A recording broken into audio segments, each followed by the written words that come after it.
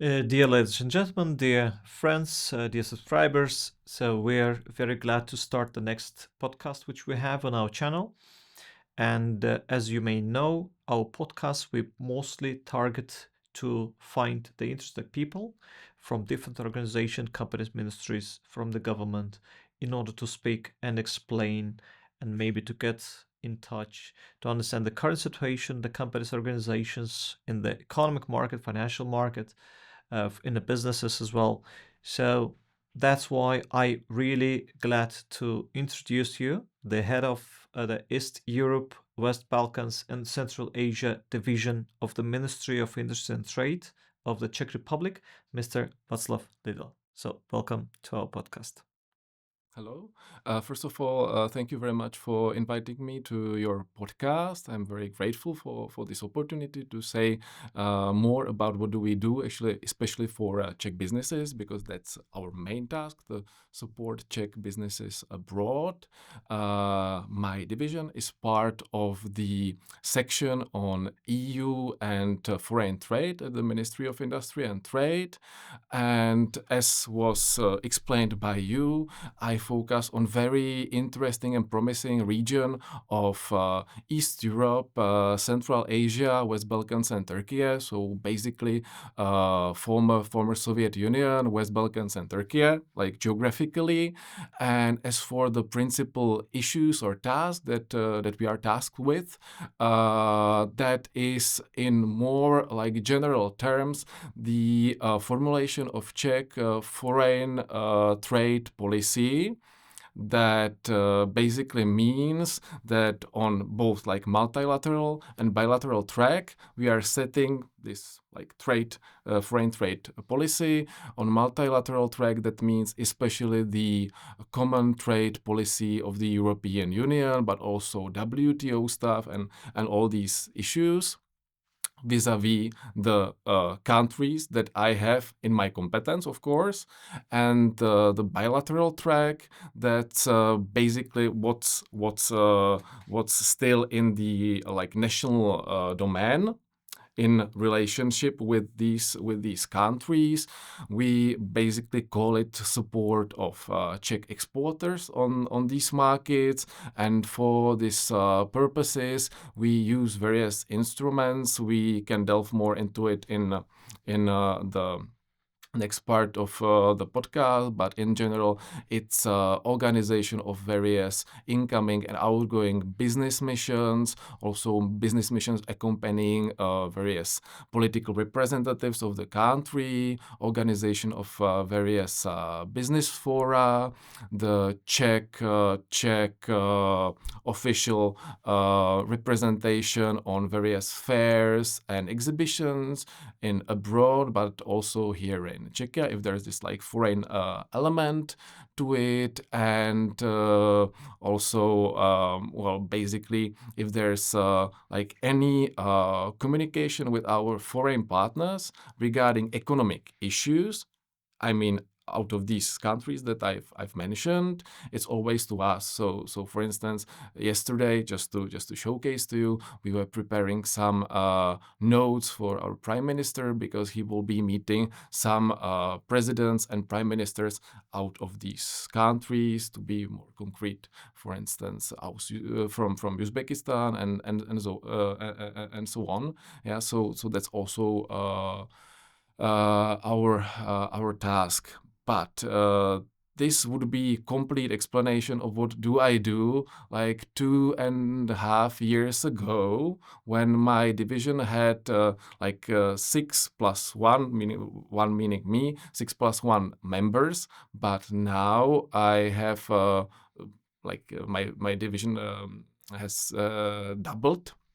Now I do have 12 plus 1, and that's because like the other half of my division is focusing on the reconstruction of Ukraine, which is very crucial, important topic for us. Just to explain the scope of our involvement. Like before the second Russian aggression, only like 2/3 of one person cared for like the Ukrainian dossier, and now it's almost 7 people. Yeah, so that's also because we are part of this national program for the humanitarian stabilization and developmental and economic help or assistance to Ukraine. And I am personally responsible, or my team, for this economic part. So that's not like the assistance right now on the spot in those conflict zones, but that's rather building bridges, building the basis for the future development of relations with Ukraine. So that's one like addition that I had to make, because that it wouldn't be complete without Ukraine. Because nowadays, like more than 50% of my daily workload, that's actually Ukraine and its reconstruction, economic assistance, and so on.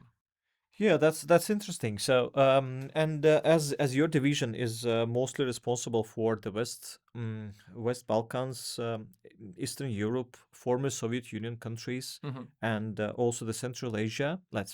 That was the part basically of the Yes, mostly precisely. Soviet Union countries.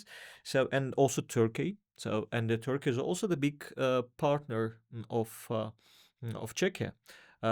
It was interesting because approximately it was 2 days ago when was the anniversary meeting of for the Turkey country republic, as establishing of the republic 101 year, and I heard the from the speech of the deputy minister of the foreign affairs of Czech Republic. He told that during the last 5 years, the turnover between Czechia and Turkey almost doubled. Mm-hmm. So, from your perspectives, it's interesting also what specific policies does the ministry or your department or maybe your division has, in this structure, in order to place support exports from Czechia to these countries. Mm-hmm. Okay, so let me start like from stating the fact that well, I think that we have to first start from more like general panorama of our foreign trade. And actually, firstly, I'd like to just simply state it's quite simple. Why do we do it actually? Why? What's like our main aim? And that's basically that the Czech economy is driven by two most important factors. One is the consumption of households that I can't influence, but the second one is exports. So even in that sense, we really perceive very like very big importance of what do we do. Yeah, so that's like this motto for us, that it also like helps to the well-being and the economic growth of the country. And with the like political or geopolitical developments, as we've said in those past few years, that the situation has changed. We also have like the new export strategy 2023-2030, and the biggest difference between the past export strategy and the new one. Well, I'm speaking about it because that's like the principal document that directs what do we do in this like sphere of support of Czech exports. So in the previous version, there was much bigger stress on basically diversification of export markets than in the current one. The current one again works with diversification, but there's not such a strong stress on it, because still the facts are clear, like internal market plus UK, it's 85% approximately of our overall exports. And then basically, as for the diversification effort, you work with the remaining 15. And also in these 15 are like almost 2% to the United States and other like well developed economies and so on. So the diversification effort really doesn't have such a big percentage, but still it's very important. And why I'm stating it is that, for instance, Turkey plays very significant role, because if I'm not mistaken, like the past figures are 1.5% of the overall exports of Czechia go to Turkey. So from 100%, it's, you would say, insignificant, but if you think that it's part of this diversification effort, it's part of these 15%, 1.5 is very substantive actually. Yeah, so it's also about different optics, how you actually perceive the situation. And if I will stick with the case of Turkey, our and I did not mention it before, but our main task in the ministry, in these territorial departments, is actually support the companies on the G2G, government to government, or B2G level. Yeah. So as for the B2B level, we do have very effective and very well functioning agency, Czech Trade. So like on the B2B level, if like a Czech company wants to expand to abroad to foreign markets, it's very easy to reach out to Czech Trade and they can help. But with these like more difficult issues, G2G, B2G stuff, that's up to us. And for this purpose, we have with actually every single country, with just one exception, like out of the countries that I have under my aegis, this agreement on economic cooperation. And among other things, this agreement creates these mixed bodies, these mixed commission. And this is a body that's usually headed by a deputy minister on both sides. And it precisely deals with this sort of soft lobbying and support of in better cases, like those promising projects, and also in some cases, if there are some like obstacles, something like that, it can be dealt with on this level. And in the case of Turkey, that's an exception. We have the commission actually on the level of ministers, which is something that is only in like 4 or 5 cases for Czechia globally. So that also shows the emphasis on our relationship with Turkey. And it, for instance, in practical terms, what does it mean? It means that you will have, because the commission should meet like the heads at least once a year. So it basically, ensures that we will have meeting of Minister of Trade of Turkey and our minister once a year, either here in Prague or in Ankara, or we were also with our former minister Sika in Istanbul, for instance. So that was also possible.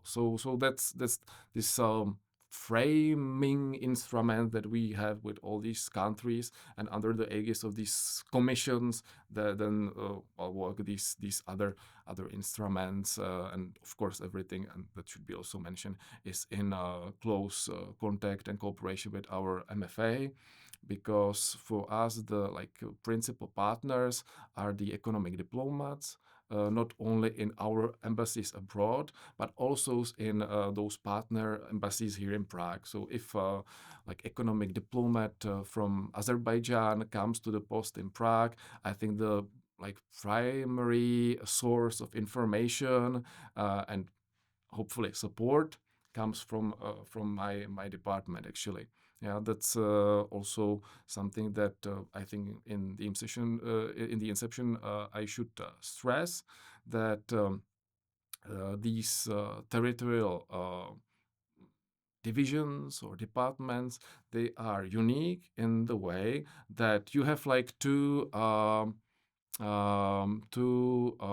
possibilities how to basically structure the support of exports. you could go either through supporting various sectors, that you basically make a list of priority sectors, something like that, and then you support those sectors in various territories. That's quite possible. And the other option quite logically is to go like from the needs on the ground, from the territories. And like in other cases in the Czech ecosystem of the support of export, it goes like from this sectoral approach, and we are unique in a way that we go from the territory. So my team, my colleagues, they are all experts first and foremost on those countries and their economies. And out of that, they can help support our companies there. Yeah. So that's something also I think very very important. So like the knowledge of local languages and all the stuff that's very very important, and therefore we are so practical friends and assistants to, for instance, those economic diplomats that come here to Prague, because we understand their countries first, and of course then in many cases we have to also understand those various sectors, but again from the point of view of the country and its needs. Yeah.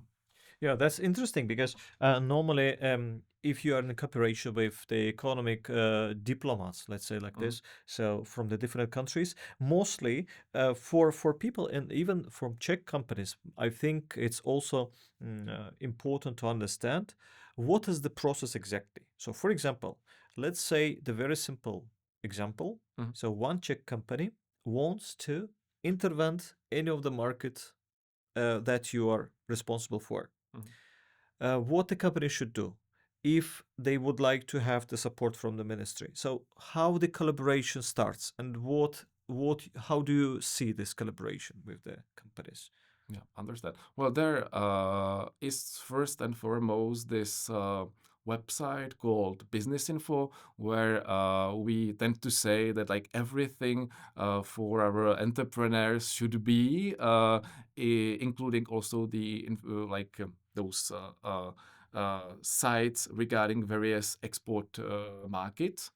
And there are also contact details to us, to Czech Trade, to MFA, and so on. But there's also this single entry point that basically combines all of us who are like members of this. Well, it used to be called Team Czechia, but it's not anymore. But in general, it works like this broader team, this ecosystem of support of Czech exporters. Yeah, and if they will reach out to this ecosystem, if it will be like B2B issue, they will get very likely to Czech Trade that offers various services such as like the market analysis or the analysis of the demand for various goods and direct support in meetings with foreign partners or representation of the company and so on.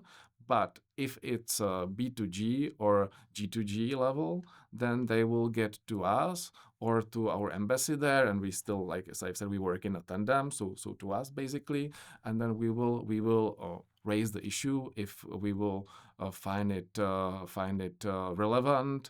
For instance, in the meeting of that said commission, or because of the commission, actually, we do have working contacts on our partners and at the partner ministries in those countries. That's also something that the commission enables. So it's not just simple like meeting once a year and that's it, but it creates like colleagues, even in some cases friends, that like sit at the partner ministries in those countries, and if there's an issue, be it positive or negative, we can very frequently and openly deal that with those colleagues. Yeah. So I think that like the starting point is actually quite clear, but then it tends to have like various branches because I don't know, you need guarantees, you need like financing, you need license for export and so on. And then of course there are like many other agencies and institutions that take part in that. But in all cases, we or the embassies or the MFA, we can give the directions. Yeah, so it really depends on. Yeah, uh, and that's why I think that you mentioned the Czech trade. Czech trade is also playing the good role, like a big role in promotion, let's say, of the Czech companies in the countries. And so, as I know, in most of the embassies outside of Czech Republic, also there are some representatives of Czech trade that working there. Uh, Normally, from your side, from your region, how can you evaluate your region that you're responsible for? Maybe at the moment, which is the biggest cooperation with Czechia right now? Mhm. So maybe the which is was the biggest, which region has the potential grow in the nearest future? So how can you evaluate this? Yes. Okay. So I will perhaps divide it into like three subregions. So first will be like the West Balkans, then basically this belt from Turkey to Central Asia, and then East Europe. Because all these three regions, they are different. We used to work quite a lot with Eastern Partnership, but with like those candidate statuses for Ukraine and Moldova, it's not working like much like anymore for us. So as for the West Balkans, we still see there really big potential for our companies. The relations with those countries are quite animated. Since like 19th century, so that's quite clear. The biggest trading partner amongst those six non-EU countries that I deal with is, of course, Serbia.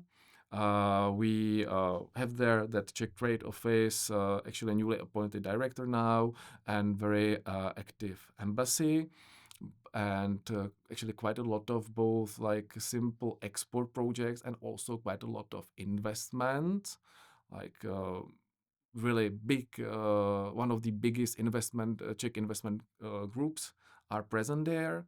And what do we see as the biggest issue or task for us is actually the Expo Belgrade that will take place in 2027. And we've already started the preparation of Czech official stand or pavilion there, and we see it as really big opportunity with possible overlaps also to other countries of the broader region. And also it's a very interesting opportunity actually for diversification of the sectors that we work with, because the topic of the expo is play play for humanity. Yeah, that's concrete, play for humanity. So from our point of view, we would like to involve more like very strong Czech gaming sector. Then we have very strong horeca sector that also works with playing in some way. Then we have quite a lot of very interesting producers of sport equipment. We've already done a few very successful outgoing missions with sport equipment to Turkey actually. So we have some sort of experience with that. Or we are traditional producer of also musical instruments, and well, there's very strong film industry both in Czechia but also in Belgrade. There's even involvement of some Czech investors in the film industry in Belgrade. So we are trying to find a way how to comprehend this play for humanity and how to utilize it for the success of Czech businesses there, and also for the like building like bigger proximity between us and the region. So Serbia definitely, but not only. We've been with our minister in spring in North Macedonia and Albania. We see also both those markets as very like promising. For instance, in the case of North Macedonia, it's especially greening and various ecological technologies. Yeah, because all the countries are actually, except of Kosovo, candidate countries, so they have to fulfill obligations also in this sphere.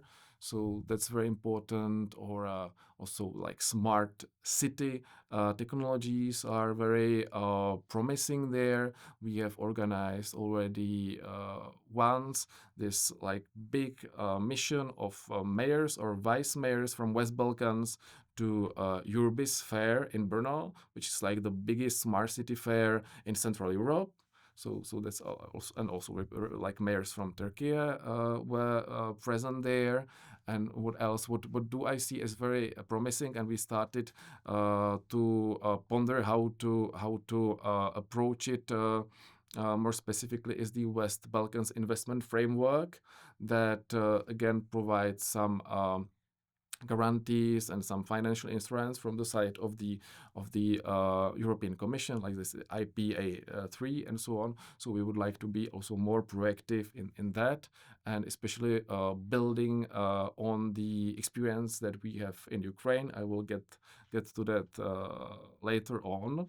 So that's in brief West Balkans. Then as for that, as I've said, that belt of especially Turkic countries, with exception of Armenia and Tajikistan. We also see them as very promising. There was big stress to look for alternative markets for Russia, and we very like we advised and advise till now our companies that had like experience with Russian market to try these markets. So Turkey that we've already covered, but there's also there are very strong ties with Azerbaijan, especially in energy sector, where we would like to develop also like other sectoral cooperations. We are also very active in Armenia. As for Georgia, we are carefully following the developments in that country. So we'll see. And as for Central Asia, we have seen the significance of that region for the diversification effort. Even like before the Russian aggression, we have conducted a study with Charles University and Metropolitan University on like the business opportunities for Czech companies in Central Asia. The results were actually quite promising, and since it's been published like 1.5 years ago or something like that. And since that time, there was a visit of our prime minister. We were in Uzbekistan and Tajikistan with our former minister Sikela. 1 week ago, there was Minister Lipavsky, the Minister of Foreign Affairs, and other ministers. And like the dynamic of the cooperation with Central Asia is growing, especially in terms of Uzbekistan and then Kazakhstan. Again, various opportunities in energy, infrastructure, health tech, pharmaceuticals. That's something new. As for Kyrgyzstan and Tajikistan, that's something that we still have to develop. But what's completely new, we would also like to collaborate more in depth with Turkmenistan. So in a fortnight, if I'm not mistaken, approximately, we are organizing an outgoing business mission to Ashgabat, to energy fair. So, and actually, there's really big interest amongst Czech companies. We've already amassed, if I'm not mistaken, 14 or 15 companies that are interested in that visit. So that's very briefly for this belt, and then remains, of course, East Europe. As for Russia, Belarus, basically, our task has completely switched. It used to be especially Russia, but Belarus was also a very promising market. Russia was the by far biggest partner in terms of this diversification effort. at times it was like the exports 4-5%. If you remember, as Yep. I've said, like this 12 to 15% out of internal market, then Russia at times had like 1/4 or something. So it was really, really significant. But now like it turned like upside down, Yeah, and totally the opposite. Yeah. yeah, and we are basically working now on the sanctions regimes and against Russia and Belarus, and no like activity continues. Yeah. So and if you just imagine that we had like three embassies there, three Czech trade offices, one Czech invest office, and so much effort into north, basically. Yeah, because well, I know very well all those various investments and companies that used to export there, and one by one it falls down. Yeah. So and if it will continue 1, 2, 3 more years, it will be completely erased. Yeah. So that's Russia. As for Moldova, that's of course smaller European country, but it because of the burden of the conflict that it's also inflicted on that country, and because of the pro-European political representation. We'll see the elections now. It's also very important for us. So all the stuff that we do with Ukraine, we can also do with Moldova. And now we are very much looking forward to the Moldova facility that will bring 1.8 billion euros, and some of them will be also guarantees, which interest us as the ministry. Yeah, and now as for Ukraine, we perceive that it's very important. Like now, I'm speaking just about this, like economic assistance or economic cooperation, not humanitarian stabilization. That's for the MFA. We see that it's very important for Czech businesses to show themselves there now in the time of Ukrainian need, because they will remember that, and then it will basically create better position for the companies. For this purpose, we actually participate in that national program for Ukraine. As I've said, there are 20 million Czech crowns annually, and we basically we have incompetence part of this package. Because of that, and that's sort of success story for us, we have created this so-called Business Club Ukraine. So basically, the ministry created something like a chamber of commerce, but it's open platform for companies that want to develop newly their business in Ukraine, or that want to assist, help in some way. We started in late spring 2022, and now we do have more than 250 company members, which, if it would be a chamber of commerce, it would be the quickest growing chamber in Czechia. Yeah. So, but it's not like, it's not. I have to stress, it's not like for everybody, because there's this. Basic screening process of those companies. So because the situation, like the security situation, has changed, so every company goes through this screening, and not every company is let in, actually. Yeah. So it's not it's not like Yeah, I understand. 250. But you touched very interesting point, because I want also to ask you, there are a lot of countries in Europe right now. Yeah, and of course you're responsible for some of them, for the exports products from Czechia. But basically, the cultural difference between Czechia and those countries, especially, let's say, if we take some Muslim countries, yeah, so like Turkey, like Central Asia, Azerbaijan as well. So mostly, how do you support the companies, or how do you investigate, or how do you explain them the cultural differences Mhm. between this. So, because this is very, very important, because the behavior could be different. The approach in the market is totally different. Mhm. Yeah, because the European Union has its own rules, procedures that very strict. Mhm. In most of the countries, they have their own rules of cooperation between on the governmental level. Mhm. So normally, let's say maybe so tricky question, but if the company are doing by themselves, or you somehow support them in that case. So um, how do you explain them these Of cultural course. differences? Yeah. Well, actually, I'd say that still, like concerning the territory that I focus on, the differences are actually not so big as with other territories that my colleagues from the non-European countries department have, for instance. And there is still, the fact that at least those post-Soviet countries were part of this one bigger state, and still like the knowledge of Russian language as this like inter-ethnic language, and so it still persists.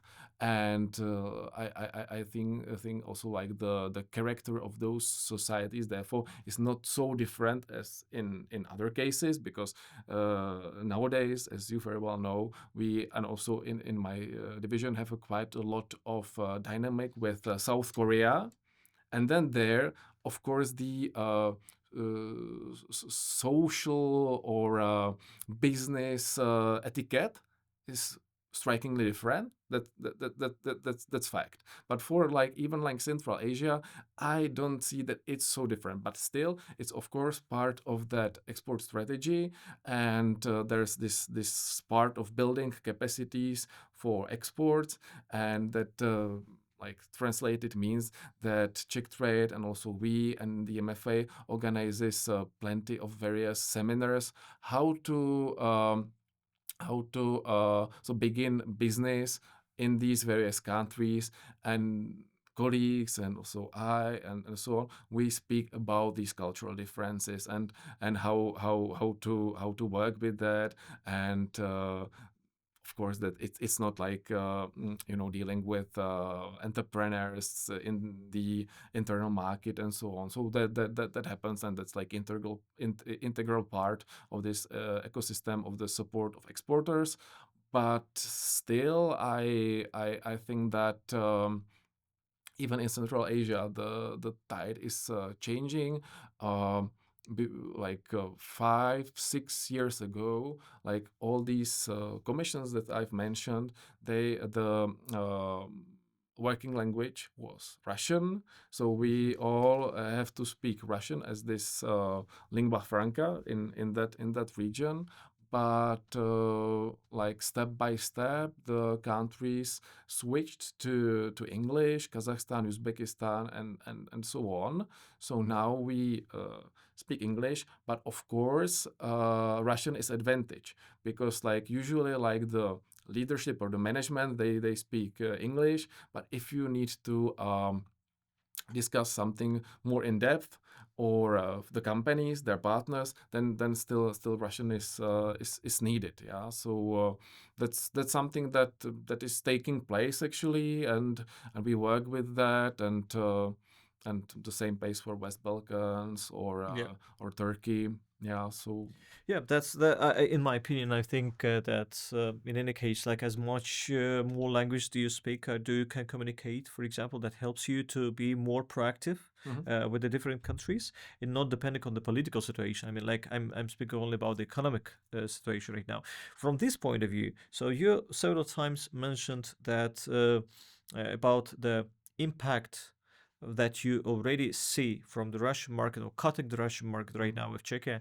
Normally, from this point of view, uh, Ukraine from one side and also economic growth of the different countries. Do you see any impact of this war in mhm, Ukraine onto the growing market? I mean, like your market, which you're responsible for, yeah, and including Ukraine. mhm. So, how do you behave? Maybe very briefly Yeah, with this yeah, kind yeah. of Well, that's a very examples. good question, because well, it was not intentional, I'd say, But because we have this like special fund for the support of our entrepreneurs on the Ukrainian and Moldovan market, as I've said, we started to develop new instruments for the support of our exporters to adjust them to the situation there. But doing so, we have developed them. We have develop them so that we start to some of those instruments also apply on other markets. So it's sort of like laboratory, like melting pot for our ideas. I don't want to sound like vulgar or something, but just from the point of view of this ecosystem for the support of export. I could give two examples. We had a quite bureaucratic and slow program for the financial support of incoming missions, like globally. But it was not sufficient for the Ukrainian case because we need to bring quite a lot of people in very short period in advance. Yeah. So, for instance, we have organized here like the biggest business delegation from Ukraine since the beginning of the war. It's like 150 persons this year in Brno, the Brno Industrial Fair. Well, that it was the biggest. That's not me saying it, but the industrial and economic chamber of Ukraine says so. So and we have developed this instrument to bring Ukrainians to various fairs in Czechia and in Europe and to bring them together. And now, since September, we have also something very similar created this instrument also for other countries. So that's one case.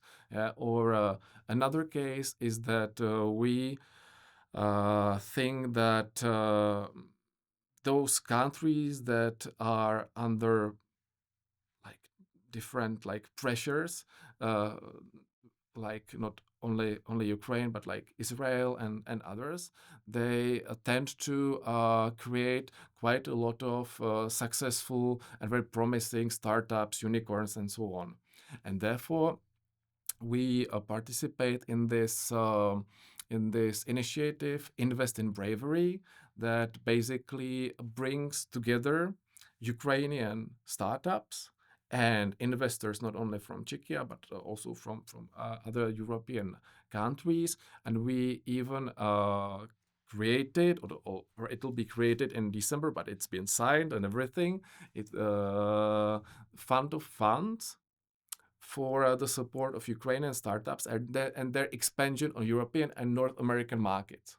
Yeah. And again, there are discussions already that we will do something similar also for other countries, not only from the region, but also like globally. Yeah, but for me, I would like to see there also some West Balkan countries and some like Caucasus countries and so on, because they also have very interesting startups. They have ties with Czech entrepreneurs, investors, and we could help them to bridge to the internal market, and even there are possibilities to help them to finance expansion to North America and so on. Because as you know, usually the problem is that those guys, they have very interesting ideas. They have the knowledge of IT or something, so some of those processes, but they do not have the knowledge how to expand the structures and financial management and so on. And that's something that we can finance actually. Yeah. So again, another example that it has like started in Ukraine. Yeah, because we are more open there to find new solutions, new possibilities, but then it overlaps to other places. Yeah, so that's I think very interesting feature of the situation in Ukraine, reflecting to like the overall ecosystem of support of exporters. Yeah. That is interesting, and maybe the next question is coming from this question as well. So, from your countries, like which you're responsible for, do you have from the minister side any governmental agreements, any governmental bilateral agreements, cooperation, whatever, with other countries where the Czech exporters they can benefit from that? For example, when they, I don't know, it could be tax deductions, some tax holidays, we call it like this, or like any kind of the other terms and conditions that would be successful and would be acceptable for the Czech companies not to penetrate the new markets more easily than from the other countries, for example.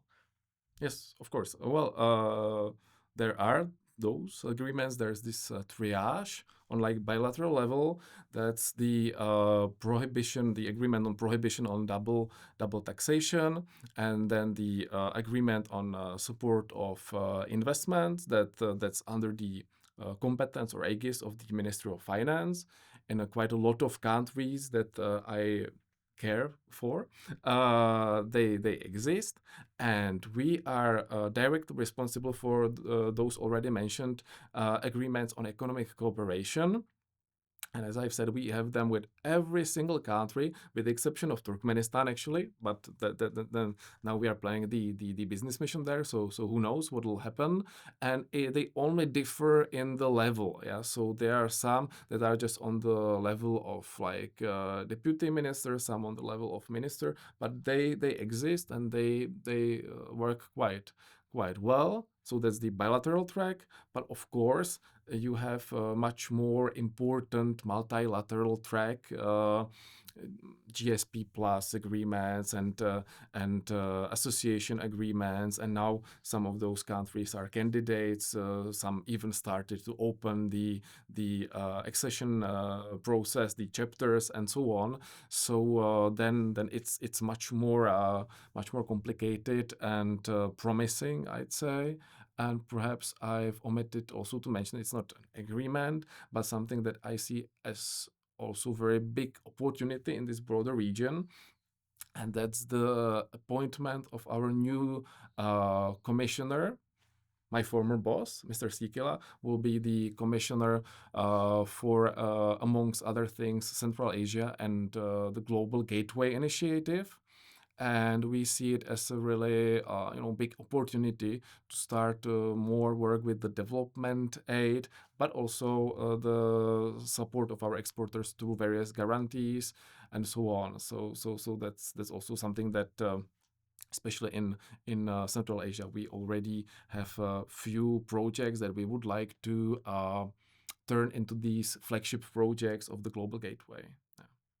Okay, so my next question is also a little bit tricky because mostly in the countries which you represent, I mean, like where you represent the ministry, there are some different currencies.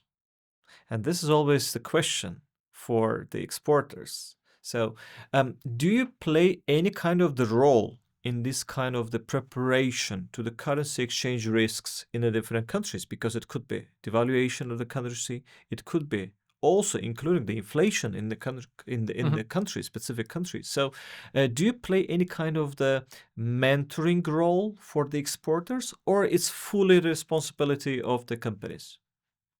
Well, actually, of course, it's their responsibility to know which market they do enter, of course. But as I've said before, there are those various seminars and workshops that are organized either by us or by Czech Trade and others, and we also speak about those issues. Just to give an example, I've participated like 3 weeks ago, fortnight ago, in a seminar on Uzbekistan and Kazakhstan. Together with my colleagues, the directors of Czech trade offices in Almaty and in Tashkent. Yeah, and one of the topics that we covered was actually how volatile the Uzbekistan som actually was before the reforms of President Mirziyoyev, and that it's much better as of now. And we have spoken also about our personal subjective take on the situation in that country, because I recall that when I've been first as a tourist in Uzbekistan approximately 15 years ago, something like that, it was still this like post-Soviet country, like those like main visible buildings there were still these like Sorella buildings from those Soviet times and so on.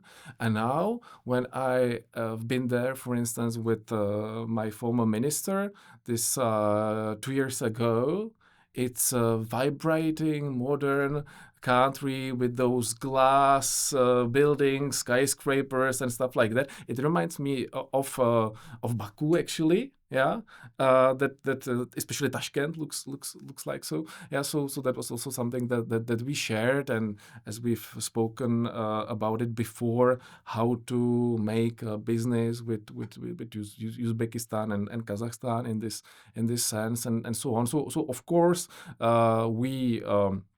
we mentor, we explain to the companies, but as for like the monetary policy or stuff like that, that goes rather to the Ministry of Finance or the National Bank. But yes, we try to help them to understand also the inflation in Turkey was a big issue in some for some companies for their contracts because they had to sign it in dollars or euros or something like that because of this inflation risk and so on. So yeah, we of course work with that as well.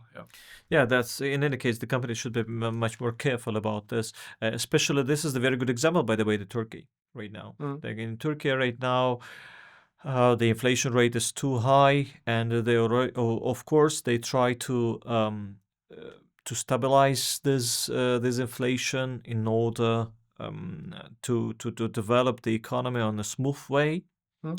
With the current different investments. Also, I remember the same picture in maybe not the same, but also some problems with the devaluation of the Azerbaijani manat in 2014, 2015, when in one night, I would say, like the currency lost almost 100% of its value. And it was like several steps of this devaluation, but in total, it was more than 100% of the value just lost. Comparing to the euro and the US dollars, which is the most currency. And this is also interesting point. So why I ask this? Because Czechia till now has its own currency as well, like a Czech krona, and it's strong enough. Especially if we look to the currency exchange rate during the last several years, it's strong enough, it's stable. So I think this is also could be additional advantage for the exporters and maybe for the countries that accept the companies for this. Or maybe how do you link it with this? Yeah, thank you. First, I would a little bit backtrack to the previous question. Actually, well, we can also recommend our companies to which sectors or what kind of activities they should pursue in various markets because of the situation there. Yeah, so I can't name here like any company or their projects that I'm not allowed to, but of course it's more efficient or practical for you if you do business in Turkey to, for instance, invest there in energy. And as you know, one Czech company invests very heavily in energy in Turkey. Yeah, so that is not so much influenced by inflation because like the prices they are indexed and so on. But as to your question regarding the Czech crown, well, I would help myself with the statement of the representatives of the Association of Industry and Transport, like the biggest chamber of Czech employers, and they really support the accession to the eurozone because you are 100% right. The Czech crown is relatively stable and strong currency, but in comparison with euro, it's not so advantageous, I'd say. Yeah, but it's just my personal, or rather, I'm citing like the association. Yeah, so as you know, the companies in Czechia now, they can like their internal like financial processes, they can make it in euros now and so on. So of course it's better if you are voice of this big block of eurozone countries than just one market of 11 million. I totally Yeah. understand. Yeah, Yeah, yeah. that's truly understandable. Of course, I would ask you maybe an interesting question. So maybe without the names of the companies, because you are not allowed maybe to explain some projects or Yeah, whatever. I would have to ask them. And, Yes, yeah. But tell me, please, what is the most interesting project that maybe you faced, or maybe unusual project that you faced for exporting from Czechia to any of the countries that you're responsible of? yeah, well, actually, there were, of course, like hundreds and hundreds of various projects. Sometimes we are, frankly speaking, even because, well, we are like the state, so we are here to serve to everybody. So sometimes, like the inquiries or the projects that we are like approached with are like completely insane. I'm not mentioning anyone, but sometimes we really obtain inquiries that do not make like sense. Yeah. So yeah. What do you advise in that case to the exporters? I mean, like, Not to the exporters, but to us, like patiently answer, explain, and so on. But I mean, like really something that is completely off. Yeah, not these are not exporters. These are just people who fill in the system like obstacles that and so on. So that's something else. But well.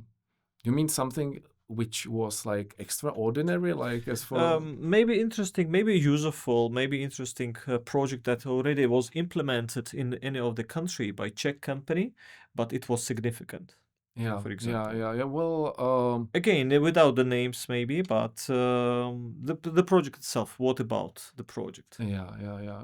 Well, I can reason about, for instance, one Czech project that's still active in one of the biggest cities in Turkey, and it's basically a smart city platform that controls like all the various elements of smart city in that city. So the offer of this company or the group of companies is very unique in a way that they give you first the system, and then you can fill in the system either like their partner companies or other companies, but still like the grid and the like direction, the management of the system is there. So it's like Lego or something like Yeah. that. Yeah. So you have like the motherboard, and then you can add various elements to that. So that's something that's quite impressive, because when they have some presentation for potential buyers,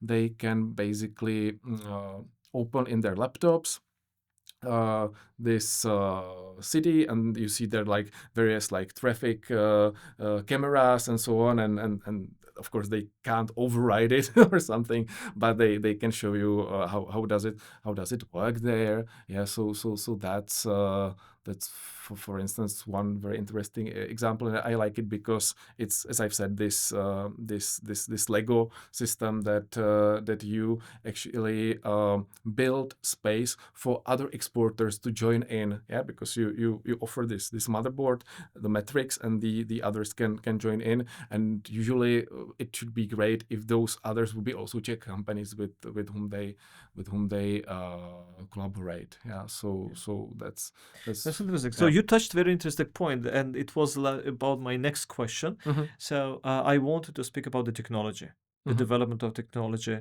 research and development, and also the artificial intelligence that's really Mm-hmm. famous right now. And we see the artificial intelligence in almost all the industries right now. How the artificial intelligence or new technology affect right now to this cooperation between the countries, especially from Czech Republic, because as I know, Czech Republic is also very famous with IT Mm-hmm. and with this kind of the products, innovative products, as you already explained with the Mm-hmm. motherboard. So, do you see any impact right now, strange impact of these investments to that area, and how the artificial intelligence affects right now this? Yeah. Well, honestly, as for the region, I focus on, there were several cases we had like business delegations from Turkey, especially for AI and so on. But it's not so actually strongly supported, this sphere from the government. Actually, the priority sectors for us are others, such as like energy sector, industry, machinery, automotive, and so on. So the IT is not so heavily supported, because they can cope on their own actually quite well, Yeah. and they actually do not like quite frequently come and ask, actually, we need something from you. They work like internationally, and yeah. So that's one very significant feature. We because of the capacity, are not too much proactive, but rather reactive. So if there are various sectoral chambers in Czechia for water management and machinery and mining technologies, whatever, and they are in a very dynamic contact with us, and they come to us and they say, we need this kind of support in this region. These projects should be supported by the Commission and European Commission and so on. So we work especially with those. And as for the IT or electrotechnical, it's not so frequent, and if so, we support them especially in West Europe, North America, and so on. That's not my Yeah. competence, and it's usually that state participation in various fairs and exhibitions with this sector. Yeah. So and as for the ministry, we are still a few steps behind, as the bureaucracy usually tends to be. So hopefully in the beginning of the next year we will get Copilot. So I'm also looking very much forward to that, because there are a lot of processes that could be very much short cut it by using AI. I don't know, various formal letters. You change 1-2 sentences, and the rest remains. And so basically, the work that would be done by a person or AI is almost the same, because you take those like previous letters, you add that piece of information, and you do some sort of mix of that, and it's done. Yeah. So that's something I really am very much looking forward to it, because that will save me like manpower to more important stuff, and especially for like pondering about it. Yeah, that's very impressive, because why I ask this, and you almost answered already to my next question. So how do you use the artificial intelligence in the ministry, to be honest? And if it's, for example, which areas can you use? Because for me, what artificial intelligence is doing now, that's very impressive.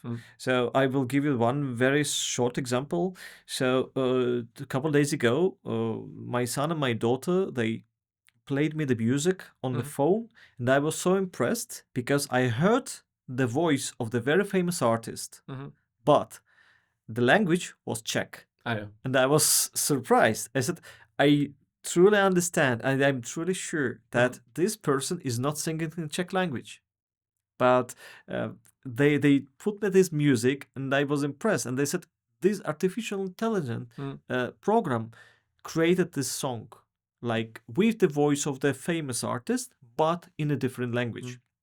So, in my opinion, maybe the area where the ministry can use it, or it kind of the bots for the robots in the chats. Maybe if someone would like to find any kind of the information, and maybe such kind of the robots, they can help them.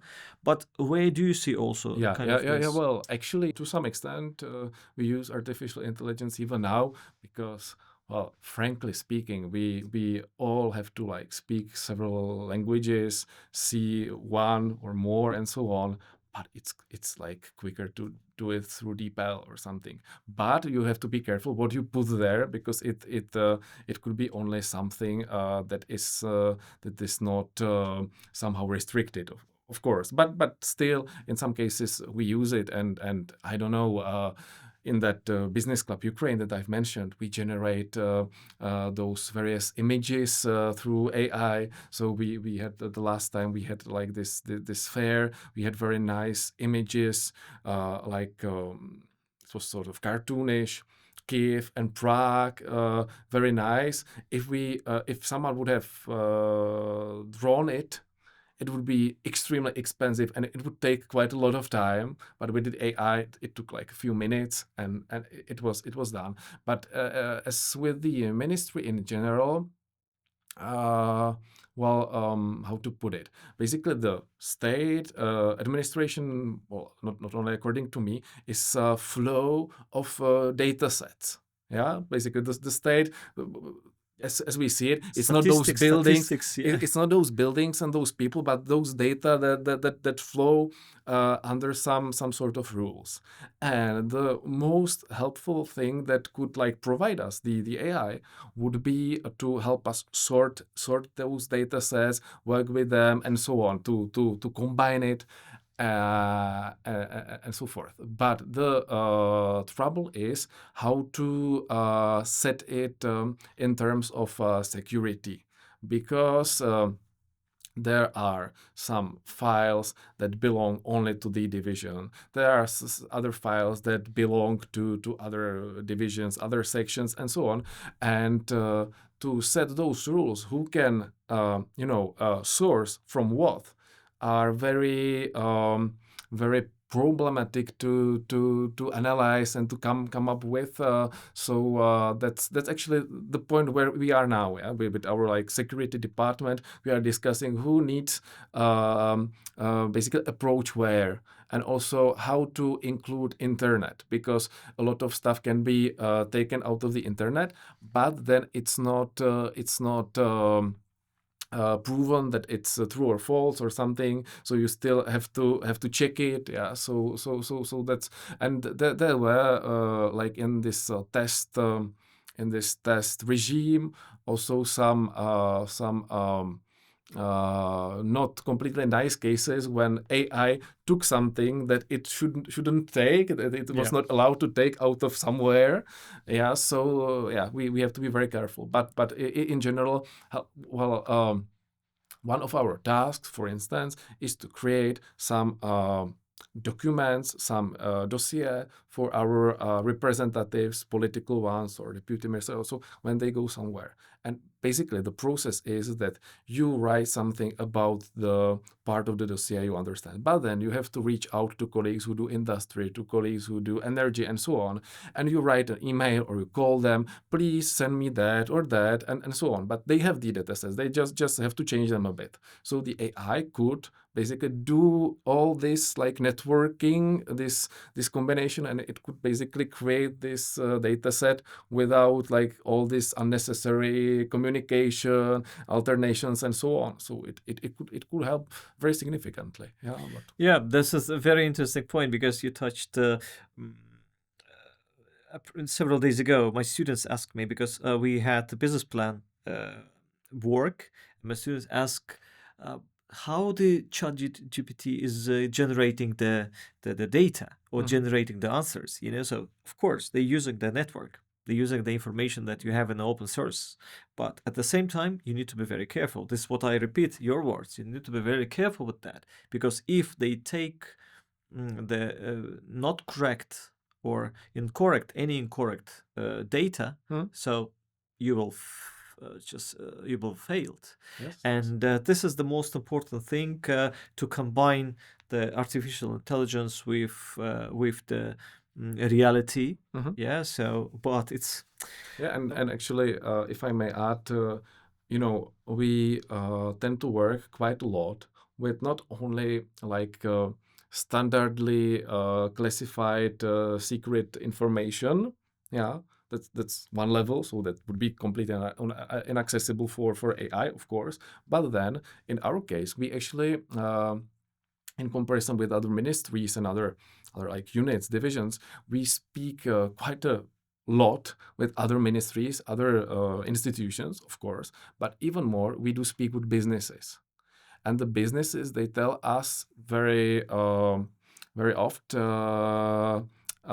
like something that could be classified as like sort of business secrets or something only like restricted for us to know but not to share and so on. Then we also work quite a lot with various international financial institutions or EGAP, that state guarantee and insurance company, and so on. And that's like bank secret. Yeah. So we have like these three like groups of information that we really have to work with, but you can't like let the AI to, or perhaps in some like restricted space, but still it's quite dangerous.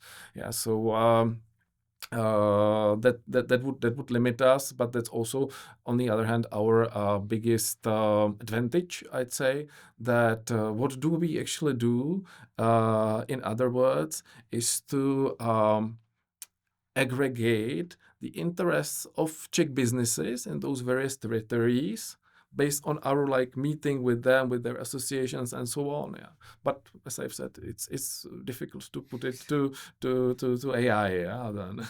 Yeah, that's of course understandable, and all of us, we need to be very careful. So to be honest, I really not afraid maybe, but I'm curious about the future. Mm. Recently, I participated in the conference of artificial intelligence, and there was sound like very strict that how many working places will be mostly eliminated due to artificial intelligence implementation in the nearest future. From my side, of course, the other places will be created because someone needs to operate with artificial intelligence, not like alone. What I wanted maybe to ask, because we're close already to the end, what can you advise mostly to the companies from Czech Republic who would like to invest or to start a business outside and to expand their activity? And maybe what do you advise for the companies from outside in order to invest here to Czechia? Okay.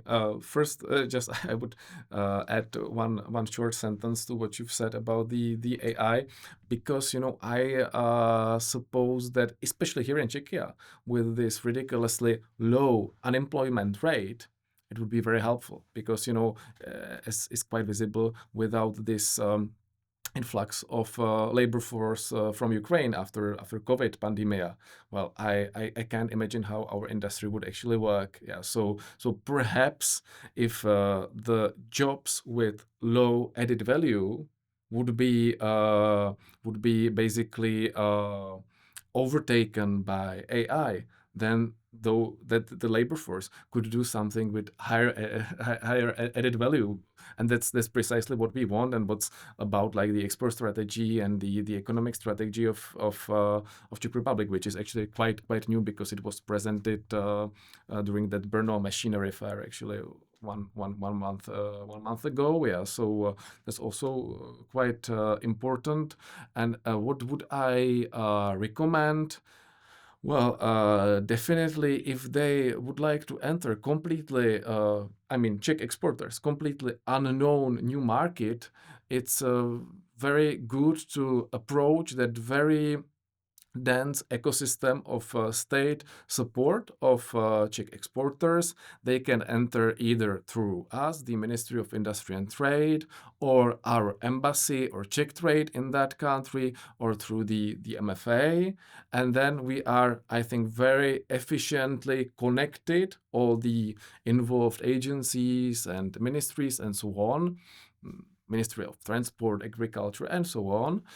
So we can like direct them what else they can do, and they shouldn't definitely like abruptly decide for a market or something like that. They should like more thoroughly analyze it, and there's possible, for instance, to join us when we organize a outgoing business mission. Just that's actually plenty of companies. If we ask them, what is your goal during this business mission? Well, to take a look. Yeah, we would like to see how the country works. What do you say about it? What the ambassador there says about it, or and so on. To participate in the business forum to see how many interesting companies would come to do like B2B with them and so on. So take time carefully, be in contact with the like state support, because a lot of stuff actually that we provide is for free. Yeah, some services that are provided by Czech Trade, they are paid, but it's because they would be otherwise overburdened. Yeah, so they can use definitely that. Yeah, and as for the potential investors or exporters to Czechia, first, I would advise them to, in similar manner, approach their responsible institutions and so on. But of course, we do it almost on a daily basis. We can very much help also through their embassies there, because we are in daily contact with their economic diplomats that are present here. And if the investor, for instance, would be like bigger one, then they can approach, also reach out to Czech Invest, which is like a specialized agency, like a twin to Czech Trade, that focuses on basically the bringing in high added value investments to this country. Yeah, so like semiconductors in the last time and so on. And perhaps even we have spoken about like the most interesting sectors that are here. So to for instance, IT or semiconductors, I would also add health tech, because that's like the rising star, I would say. And well, as a matter of fact, very significantly is growing defense industry, and we perceive it like every day, how it grows. But still, like the backbone of Czech economy, that's industry, because machinery and engineering, because in comparison to other uh, uh, economies in European Union, for instance, we tend to have like a bigger portion of industry in comparison to services and agriculture. Yeah, so that was seen a few years ago as disadvantage, actually. But with these geopolitical developments, I think that it was actually a wise decision to keep this hardware in the country, to be able to react on various challenges that are Yeah. ahead. Yeah. And maybe the last question is which upcoming events maybe do you have with... Мне нужна эта камера будет сейчас, поэтому. Okay. Можно пока говорить вопрос. Да, ничего сейчас. Yeah, and maybe the last question is about the upcoming events. Which upcoming events does the ministry have, like in the nearest future, that you can advise the companies to visit, either from Czechia, either from the different countries, in order to visit and to, let's say, see in more details how the market is working, and maybe to understand the market. For Czech enterprises, I would suggest, and that happens twice a year, that's the so-called meeting point Czech Trade, which basically brings all the directors of Czech trades from like the entire world here to Prague or to Brno. For our exporters, they have the opportunity to discuss with them. That's precisely like that, like first entry point. Yeah, you are interested in, let's say, Kazakhstan, so you can, for free, organize here this like 20 minutes meeting with the director there, and he'll explain you like the basics.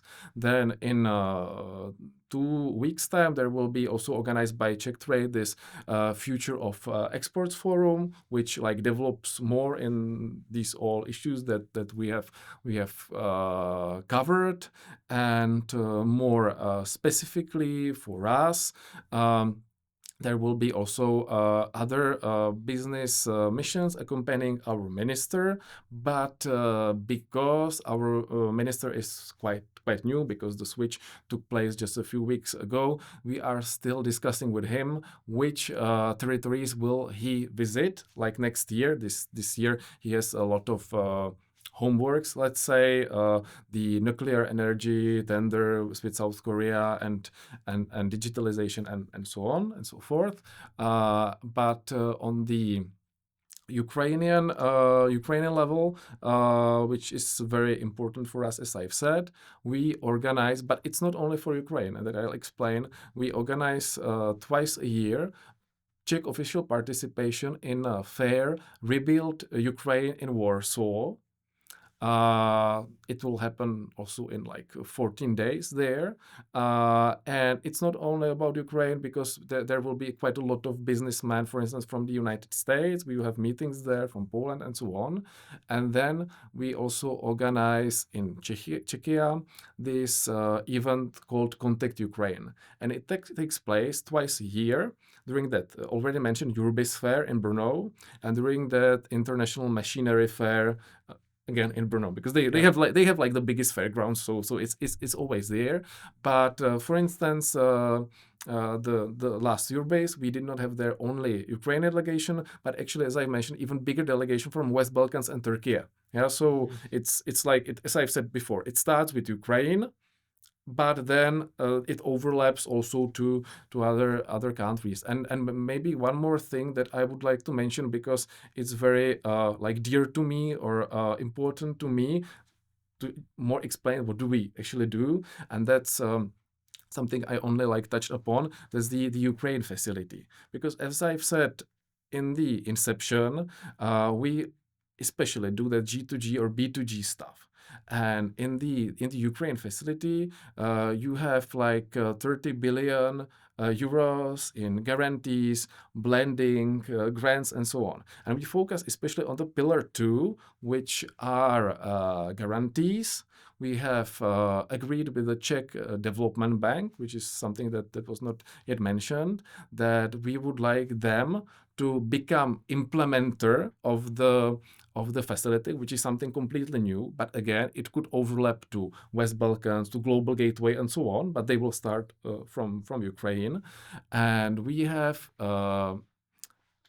chosen, or we have put together a list of very interesting Czech-Ukrainian projects, the pipeline that we've created, and we also put there to this Czech Development Bank. They should have applied for this, like being implementer by 31st of October, today actually. So we hope they will be successful, and if so, this National Development Bank will implement part of the facility in guarantees, like starting the next year, which would be very interesting, because as I said, it will have this overlapping potential, because they will build the structures, and they could work also more in other regions. Yeah, so that's also something that I find very interesting, and something on which we should give like bigger stress in the future. Yeah, this various international financial and guarantee schemes, because that's something that's really difficult for our enterprises to like understand, because there were various surveys done by that Association of Industry, for instance, how many Czech entrepreneurs have experience with international financial institutions and their instruments and so on. And actually the positive answers, that there were not so many of them, because it's quite difficult to overstep this threshold between like supply, for instance, in the internal market, or to have bigger partner in Germany, something like that. It's quite okay, but to understand these more complex schemes, is difficult. So we would like to help them with that, and like this Czech National Development Bank being like this implementer is very important. And one more point, actually, those guarantees in Ukraine are of very critical importance, because you are not able to put together financing scheme for your projects there, because there's raging war, and it's not possible to like commercially insure those contracts there. So having like 70 to 80% guarantee from the Commission enables us to give there 20% or 30% from national resources and materialize those projects. Because without the facility, it would not be possible to finance there anything. So that's like another point what I wanted to mention. But again, as I think this is like red thread that in like my region, a lot of is happening in Ukraine. We are like creating new ideas in order to help the country and especially our businesses there. But it will also produce new products, new instruments that will help in other countries of the region and globally. That's a very good point and very important point. So I think that this information will be much more helpful for also Czech companies as well as the international companies that would like to come to Czechia, because Czech market is very attractive in my perspectives in the middle of Europe. Let's say like this, Prague is always very attractive because it's the bridge between the countries, like from the east to west of Europe. Mr. Little, I really thank you for this interesting conversation. I think that it was productive, first of all, interesting, and I also believe that you also enjoyed this format and the conversation, this podcast. I truly believe that we will, of course, attract you to our future any projects, and yeah, thank you again. Thank you very much for the opportunity to reach out to your subscribers. Yeah, thank you. Yeah.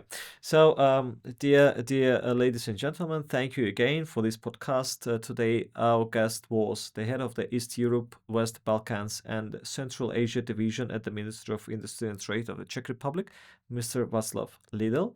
So, thank you again, and see you during the next podcast.